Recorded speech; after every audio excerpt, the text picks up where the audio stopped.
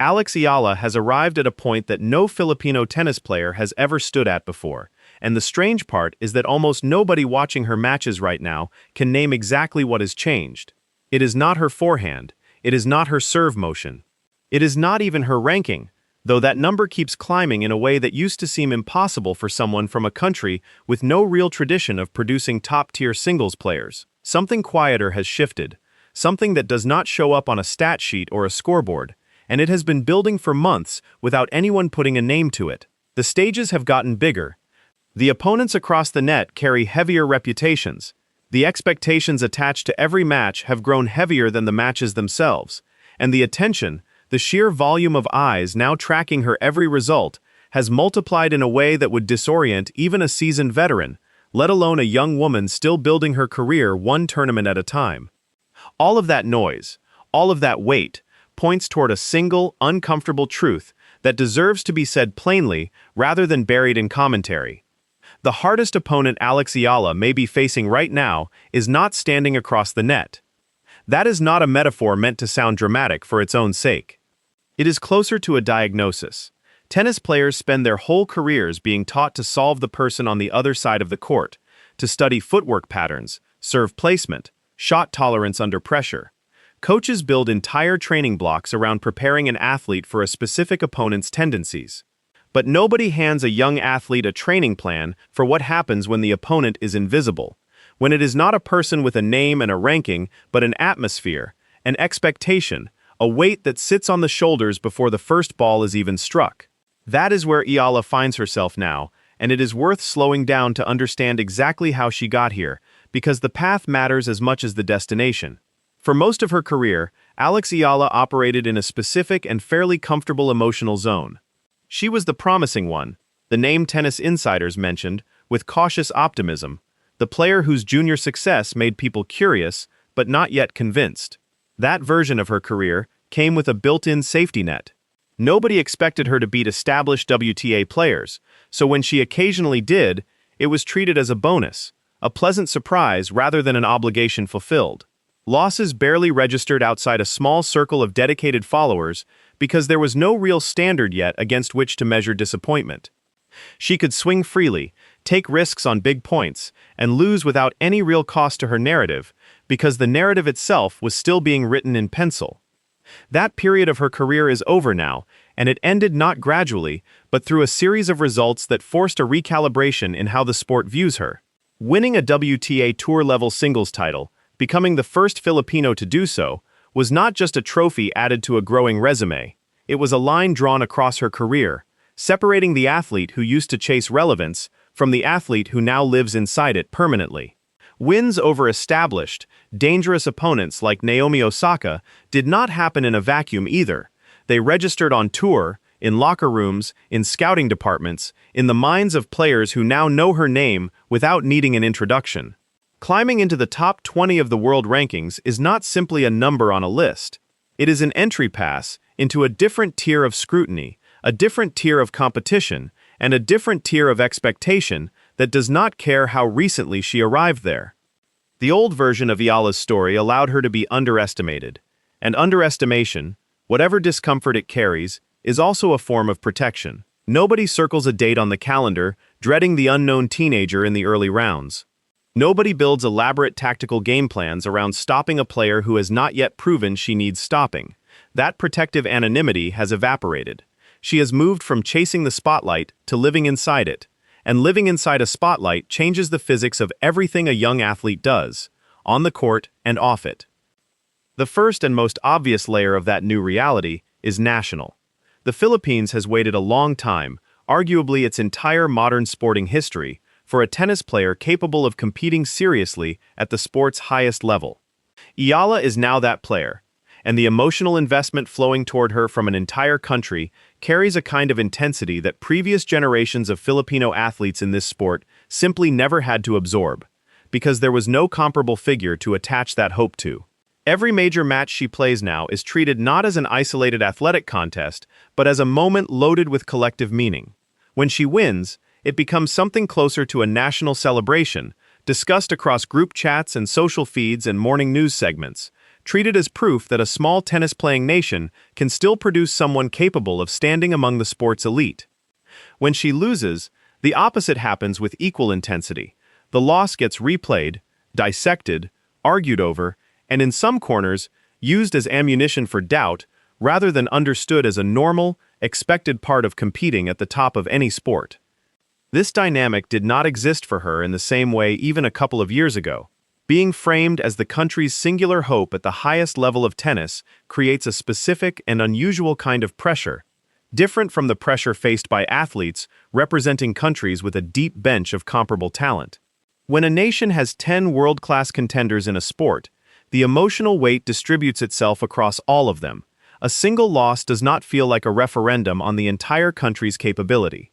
When a nation effectively has one, as the Philippines currently does in elite women's tennis, every result Eala produces gets absorbed as a larger statement, whether she asked for that framing or not. She becomes, almost by default, a symbol before she has any say in the matter, and carrying a symbol's weight, while still trying to play instinctive, aggressive tennis, is one of the more difficult balancing acts in professional sport. The second layer of this new reality involves the way opponents now approach her. There was a stretch of Eala's career when she genuinely benefited from being a partial unknown.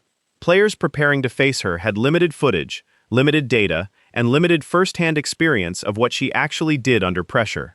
That kind of unfamiliarity is a real, tangible advantage in professional tennis, where preparation often decides matches before a single point is played.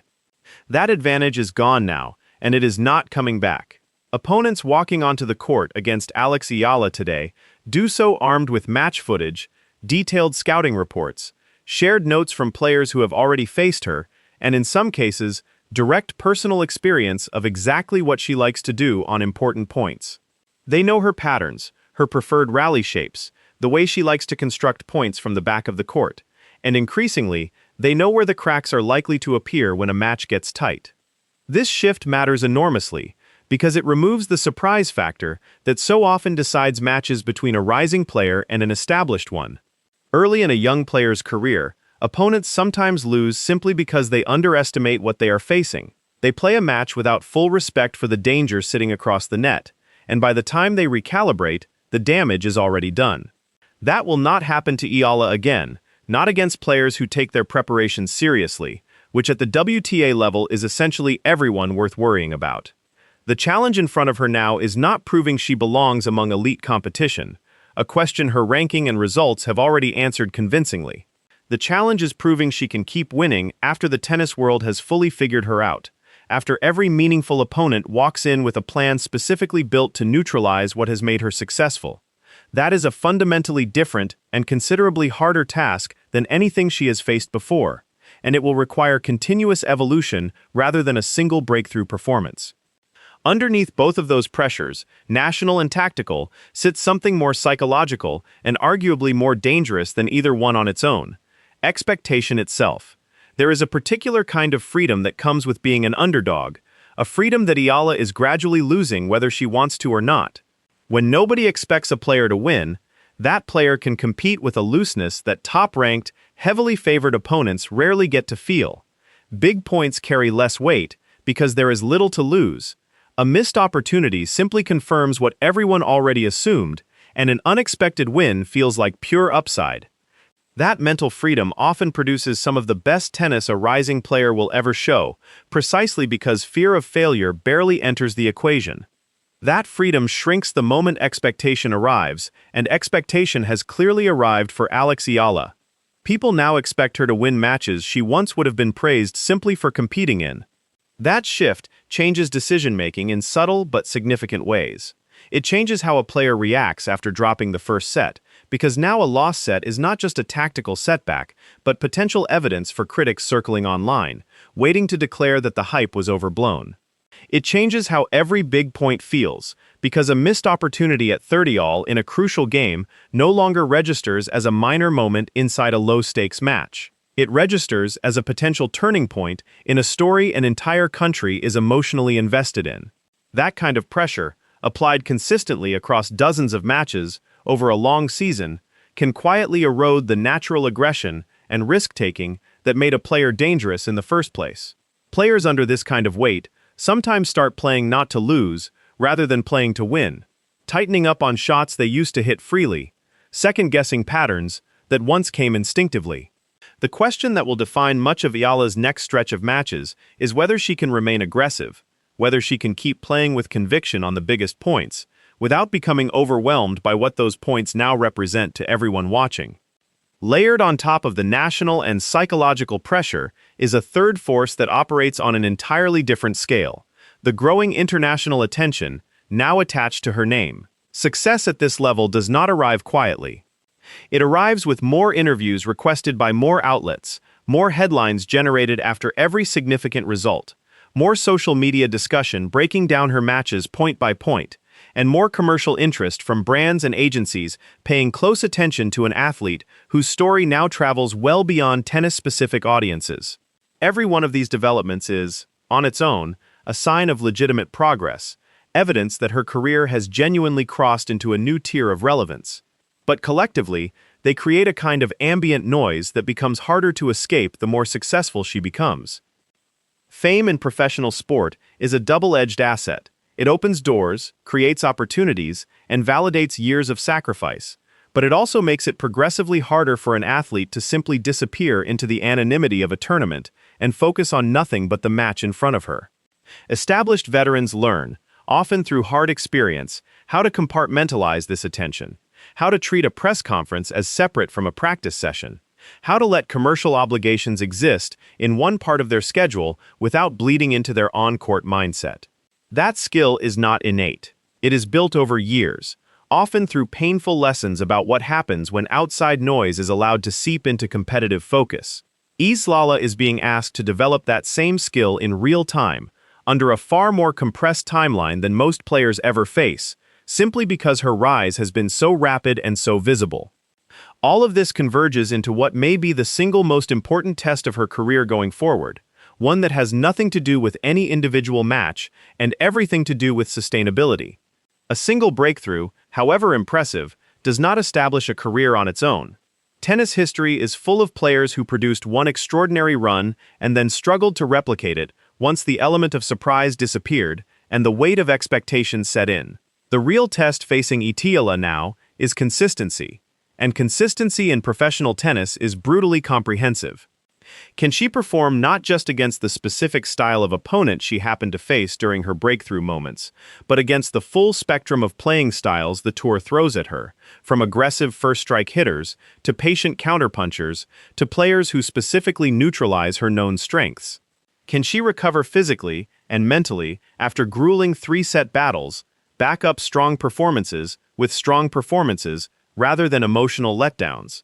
Can she handle the unglamorous grind of consecutive tournaments, week after week, without the freshness and adrenaline that often carries a young player through their first big moments? And critically, can she maintain genuine confidence after the disappointing losses that are guaranteed to come, given that even the greatest players in the sport's history lose regularly? The next level for Alex Eala is not proving that she belongs at the top of the sport once. Her results have already settled that question convincingly. The next level is proving that she belongs there repeatedly, across a full season, across different surfaces, against different generations of opponents, in a way that turns a breakthrough into a baseline rather than a peak. That distinction, between a moment and a career, is the one that separates promising young talents from genuinely established champions, and it is the distinction Eala is currently working to establish for herself in real time, under conditions far more demanding than anything she has previously faced. There is a broader significance here that extends well beyond Eala's individual career, and it deserves acknowledgement without exaggerating her personal burden. Her rise is historically significant for Filipino tennis in a very concrete sense. Young players across the country now have a visible, credible pathway to follow, a proof of concept that did not exist in the same tangible form before her results started arriving. Her success creates genuine reasons for increased grassroots participation, for parents to consider tennis as a viable path for their children, for local federations and academies to justify greater investment in coaching and infrastructure. It also creates commercial and media incentives that did not previously exist at this scale, giving sponsors and broadcasters concrete reasons to pay closer attention to Filipino tennis as a whole, rather than treating it as a niche curiosity. It is important, though, to draw a clear and honest distinction here. Eala does not have to single-handedly carry the entire future of Filipino tennis on her shoulders, and framing her that way risks adding an unfair, almost impossible burden to an already demanding set of circumstances. What she can realistically become, and arguably already is becoming, is a catalyst rather than a sole custodian, someone whose success changes what an entire generation of young Filipino athletes believes is achievable in a sport that once seemed structurally out of reach. That distinction matters, because a catalyst opens doors for others to walk through, while a sole custodian is expected to hold everything up alone. The healthier and more sustainable framing, for her sake as much as for the sports, is the former. All of these threads, national pride, tactical scrutiny, psychological pressure, international attention, and the demand for sustained consistency, are converging toward whatever comes next in her schedule. Another major opponent, another packed stadium, another moment where national expectation and international attention meet in the same arena at the same time. That is where the old version of Eala, the underestimated rising talent playing with nothing to lose, meets the new version, the recognized contender expected to deliver against opponents who have thoroughly done their homework on her. The question worth asking heading into that moment is not simply whether she has the shots to win, because by now few people seriously doubt that she does. The real question is whether she can take all of that accumulated pressure and convert it into fuel rather than allowing it to become friction, whether the weight of expectation can sharpen her focus rather than tighten her game. Bringing all of these threads together produces a conclusion worth stating directly rather than leaving implied. Alex Eala is facing a form of pressure that no Filipino tennis player has ever faced at this particular level, because no Filipino tennis player has ever reached this particular level. It is not simply the pressure to win a match here or there.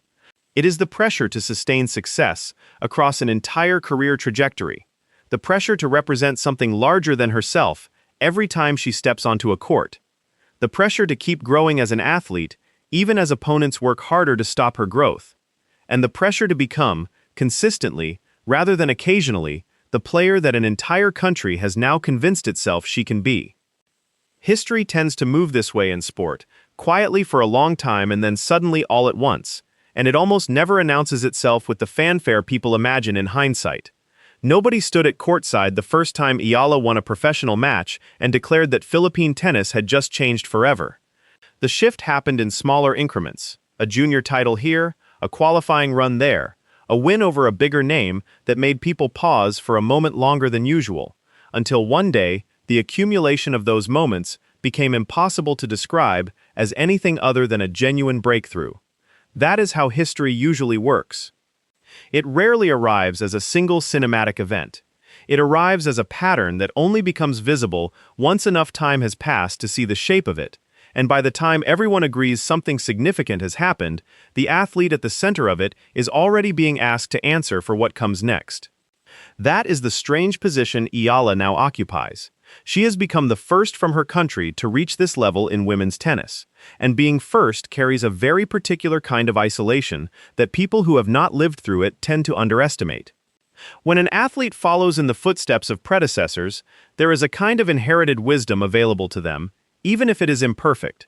They can look at how others handled the pressure of a home crowd, how others managed the transition from promising junior to established professional, how others responded when expectation outpaced performance for a stretch of months. That inherited wisdom does not exist for Eala in any meaningful sense, not within Philippine tennis, because there is no one who has walked this specific path before her at this specific level. She cannot call up a countryman who has already sat where she is sitting and ask what worked and what did not. She is, in a very real sense, writing the manual as she goes, and every decision she makes now, about how to handle media attention, how to manage a home audience's rising expectations, how to structure a season around the demands of being a symbol as well as a competitor, becomes a kind of blueprint, whether she intends it to be or not. That is precisely why the current moment matters so much more than any single result on any single day. It would be easy to reduce her story to a scoreline, to treat each match as an isolated data point that either confirms or denies her arrival at the top of the sport. But the more honest way to understand where she stands is to recognize that she has already answered the first and, in some ways, easier question. She has proven, through ranking points that do not lie, and wins over players who do not hand out victories charitably, that a Filipino athlete can compete at the uppermost tier of world tennis. That question is closed. Nobody serious about the sport disputes it anymore. What remains open, and what will occupy the next phase of her career, regardless of how any individual tournament unfolds, is a much harder and much longer question. Can she hold that position once the rest of the tour has fully adjusted to her existence? Once the element of surprise is gone, once every young player in the Philippines is measuring themselves against a standard that did not exist before she set it. This is the part of an athlete's rise that rarely gets the same attention as the breakthrough itself, because it lacks the drama of a single defining night. Staying at the top is unglamorous work. It is built from repetition, from showing up match after match, from absorbing losses without letting them curdle into doubt, from adjusting a game plan not once but continuously, as opponents study and restudy what she does well. It is built from managing a body through a long season, from saying no to some of the attention now available to her so that there is enough left over for the actual demands of competing, from learning, often through uncomfortable trial and error, which parts of the growing spotlight deserve her energy, and which parts are simply noise, dressed up as opportunity. None of that work photographs well. None of it produces a highlight reel, but it is precisely the work that determines whether an athlete becomes a lasting fixture at the top of a sport or a memorable but brief exception to how things usually go for tennis from a country without deep infrastructure in the sport. What makes this threshold moment genuinely significant, beyond Eala's individual career, is that the answer to that harder question will not just define her personally, it will shape what the next generation of Filipino tennis players believes is possible, and more specifically, what they believe is sustainable rather than a one-time anomaly. A single breakthrough can be filed away as a remarkable exception, something to admire, but not necessarily something to build a system around. Sustained presence at the top of the sport is different. It becomes proof of concept in a way a single result never can. Evidence that the pathway is not just theoretically open, but actually walkable, repeatable, teachable to those who come after. None of that gets settled today, or in any single tournament on the calendar right now. It gets settled gradually, the same way her rise did, through a long accumulation of choices and results that only reveal their true shape in hindsight. What is clear right now, standing at this particular threshold, is that the terms of the challenge have permanently changed. Alex Eala already proved that a Filipino could reach the summit of world tennis. Nobody can take that away from her, regardless of what happens next.